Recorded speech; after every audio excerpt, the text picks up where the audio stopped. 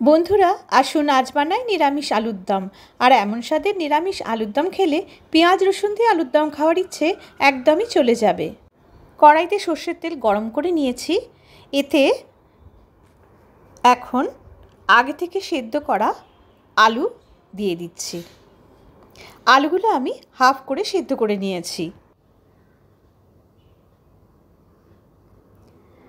তেলের মধ্যে নাড়াচাড়া করে আলুর গায়ে তেলগুলো মাখিয়ে নিচ্ছি। তারপর সামান্য নুন উপর থেকে ছড়িয়ে দিলাম। এরপর দিচ্ছি খুব সামান্য হলুদ গুঁড়ো। আলুগুলো আমি সবগুলো একেবারে দিইনি, হাফ ভেজে নিয়ে আবার হাফ পোর্শন ভাজবো। আর আলুগুলো একদম বাদামি করে ভেজে তুলে নেব। দেখুন বন্ধুরা, এই রকম যখন হবে তখন আমি তুলে নেব। এইভাবে আমি সব আলুগুলো ভেজে নেব। কড়াইতে সর্ষের তেল দিয়েছি। আলু ভাজার তেলটা আমি এখানে ব্যবহার করিনি। এতে দিচ্ছি 4টে তেজপাতা আর কিছু গোটা গরম মশলা থেতো করে দিলাম। এতে আছে 4টে ছোটো এলাচ, 4টে লবঙ্গ আর 2টো দারচিনির স্টিক। 1 টেবিল স্পুন ঘি অ্যাড করলাম আর দিলাম 1 টেবিল স্পুন চিনি। চিনিটাকে এখন লাল করে ভেজে ক্যারামেলাইজ করে নেব। এতে আলুর দমের কালারটাও খুব সুন্দর আসবে আর সাথে ফোড়নটাও ভেজে নিচ্ছি। যখন এরকম একটা সুন্দর কালার আসবে তখন এর মধ্যে দিয়ে দিচ্ছি 2টো টমেটো কুচি। লো ফ্লেমে ভেজে নেব।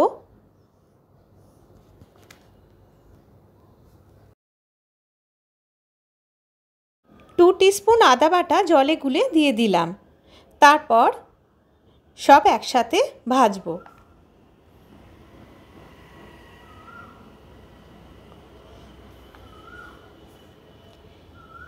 এবারে দিচ্ছি আন্দাজ মতো নুন আর হাফ টিস্পুন হলুদ গুঁড়ো। এখন দিচ্ছি 1 টেবিল স্পুন হোমমেড রোস্টেড মশলা। এতে আছে গোটা জিরে, ধনে, মৌরি, গোলমরিচ, শুকনো লঙ্কা, গরম মশলা। সবগুলো ড্রাই রোস্ট করে গ্রাইন্ড করে নিয়েছি। আলুর দমের পরিমাণের আন্দাজে এখানে 1 টেবিল স্পুন দিলাম। এখন ভাজার সময় 1/4 টিস্পুন গরম মশলার গুঁড়ো দিলাম, পরে আবার দেব। মশলাগুলো কিন্তু আমি একদম লো ফ্লেমেই ভাজছি। এখন দিচ্ছি 1 teaspoon Kashmiri red chilli powder. আবার কয়েক সেকেন্ড ভেজে নিচ্ছি। 4টে গোটা কাঁচা লঙ্কা দিলাম। বন্ধুরা, আপনারা যদি ঝাল বেশি পছন্দ করেন তাহলে কাঁচা লঙ্কার পেস্টও ব্যবহার করতে পারেন। এবারে ভাজা আলুগুলো আমি দিয়ে দিচ্ছি। সব আলুগুলো যখন দেওয়া হয়ে যাবে, আলুর গায়ে যাতে মশলাগুলো ভালো করে মাখানো হয় তার জন্য সামান্য জল দিয়ে দিচ্ছি। তারপর মশলা দিয়ে আলুগুলো কিছুক্ষণ হাই ফ্লেমে ভেজে নেব।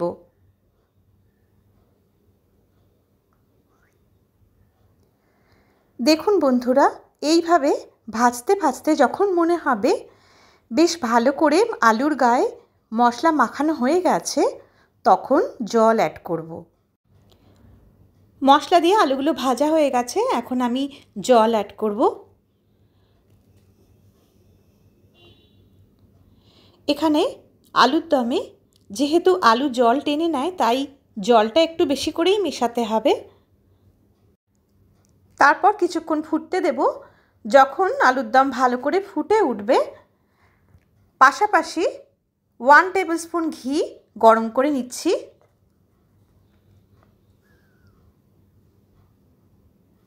ঘিটা গরম হয়ে গেলে এতে দিচ্ছি 1/4 টিস্পুন হিং। কয়েক সেকেন্ড হিংটা গরম করে নেব। গরম হয়ে গেলে ফুটন্ত আলুর দমের উপরে ছড়িয়ে দিলাম। এভাবে হিংটা ঘিতে গরম করে দিলে আলুর দমের টেস্ট অনেক গুণ বেড়ে যাবে বন্ধুরা। এরপর আর 10 মিনিট ফুটিয়ে নেব। যে আলুগুলো খুব বড় আছে, সেগুলো আমি ভেঙে নিলাম। দুটো আলু একটু চাপ দিয়ে থেতো করে নিলে ঝোলটা ঠিক হয়ে যায়। ওপর থেকে একটু ময়দা বা আটা ছড়িয়েও ঝোলটা ঠিক করে নেওয়া যায়। 1/4 টিস্পুন গরম মশলার গুঁড়ো দিয়ে দিলাম, আর দিচ্ছি কিছু ধনেপাতা কুচি।